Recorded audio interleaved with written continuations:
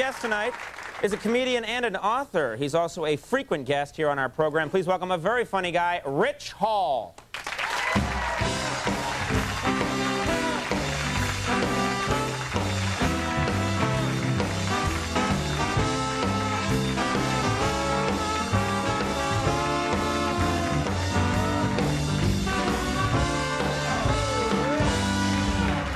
Rich, thank you for coming by. Thank you, Conan. Thanks for having me. Yeah. Nothing to plug, just happy to be here. Well, that's nice. Finally, a celebrity with nothing to plug. That was nice. Good for you. I managed. That's right. I got 5 people to applaud for that. Yeah.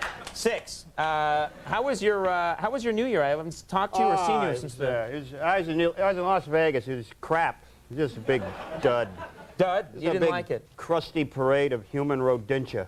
You ever walk down the strip in Vegas, New Year, any night, but you wouldn't even notice it was New Year's Eve in Las Vegas, because what can they possibly do to celebrate New? Oh, we'll have explosive lights and cheesy, garish stuff. Yeah. So they could have turned out the lights in Las Vegas. People would have, oh, something happened, you know. But I was, you know, I wanted the Y2K bug to kick in. I wanted it to. Were you disappointed that did you get caught up in that whole Y2K? Oh yeah, I wanted it to screw up because I was in front of a slot machine with a wheelbarrow, just waiting for it. Right at the stroke of midnight, waiting for it to. I was wanting to kick out quarters, you know, but it didn't, and they threw me out. So you know. You had a wheelbarrow, yeah. Yeah, and a bottle of champagne. That didn't work out at all. But Las Vegas, everything about Las Vegas is a microcosm of what's going on. That's you know the unemployment rate in Las Vegas is like. The unemployment is like 0.06%.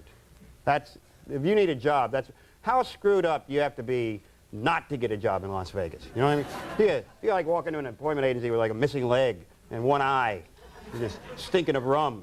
And you know, they say, oh yeah, go down to Treasure Island. Yeah, they're hired down there. Yeah. Start you out in the gift shop there. Winky. Winky. Yeah. So that's how you can tell. That's how you know America's economy is so great, you know, because everybody's working, everybody. And another way, I've realized this, we are so fat and sassy, America. That right now, I think we need a crisis. Just people go, oh, crisis, woohoo, you know, because I walked into the supermarket. Here's how you can tell America's economy is doing well. If you go into a supermarket and every item in there is giving something away, everything. I'm not making this up. I passed this thing the other day called Blue Valley Water Chestnuts. And it said, win a free vacation for 2 to China. Send in the label. Has anybody in this audience actually purchased a can of Blue Valley Water Chestnuts? Well, I reckon you can start packing your bags because you're going to China. One guy. How many people?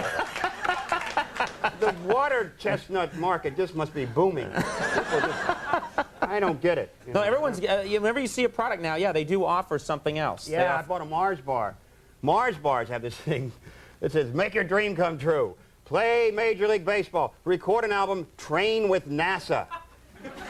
How desperate can NASA be for astronauts? There. Where's your training? Air Force. What about you? The 7-Eleven, candy aisle. That's why things are so screwed up. That's why we keep sending stuff up to Mars and losing it, because it's a bunch of candy bar eating sugar junkies. You think that's the problem? Yeah. Well, I don't know. Does anybody care about Mars? Who gives it? Well, the same guy who eats the water chestnuts. Yeah. Because nobody understands what's going on, right? Right. I mean, we used to, guys walked on the moon. You go, woohoo, we walked on the moon. Now, we're sending the polar landing garden weasel thing to Mars. This is the actual objective. They lost it, right? It was like $200 million. Right. Polar landing. Just last month, they completely lost it. Right. And so I was trying to figure out what exactly it was doing, and this is how they described it in the paper. It said, well, we're sending these 2 basketball-shaped items into Mars. We're going to slam them into Mars at 600 miles per hour to see if there's any signs of life. If you got hit by a basketball at 600 miles per hour, there wouldn't be any signs of life, would there? There would not. Yeah. Now, do you think that was the biggest blunder of 99, the Mars probe? Was that the biggest mistake of 99? No, actually, the biggest mistake wasn't in America. It was in, it was in Japan. This has got to be, no matter how much you screwed up at work, you people, and I know you have, you've all made big mistakes, right? And, but in Japan, like you read about this, right?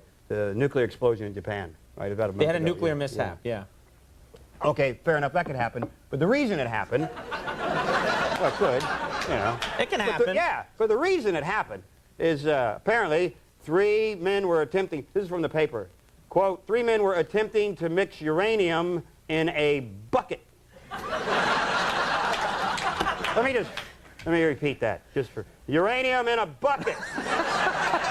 Ever 2 words didn't belong in the same sentence. You know, pretty sure they're uranium and bucket. That's right up there with office stapler and neurosurgery. You know, because about all it takes to set off a nuclear explosion is some uranium in a bucket.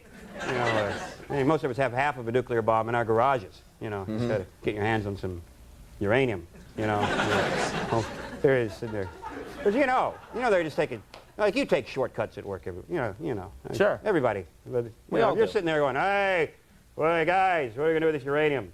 They mix it up in that big 12-inch thick concrete bunker over there.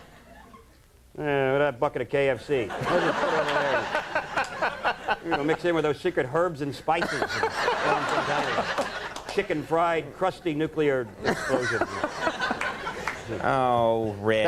That was the biggest. That would have been the biggest. That was the biggest one. The bucket. Biggest blunder. Yeah. You just like saying the word bucket. Bucket is very funny. Well, Rich, we thank you. We thank you for being here. I hope you'll stick around for the next segment and just say bucket occasionally. All right. Would you I'll do be that? happy to. I'll be Rich happy Hall, to. thank you very much. Rich Hall, everybody. Mike Lupica is coming up to explain the world of sports. We'll see you in a second.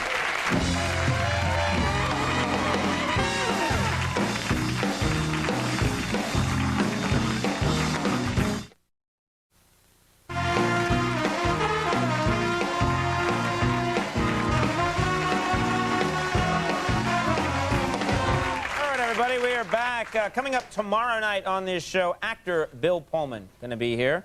From the movie Being John Malkovich, Catherine Keener going to be here, and musical guest John Linnell. So check out that show. That'll be a goodie.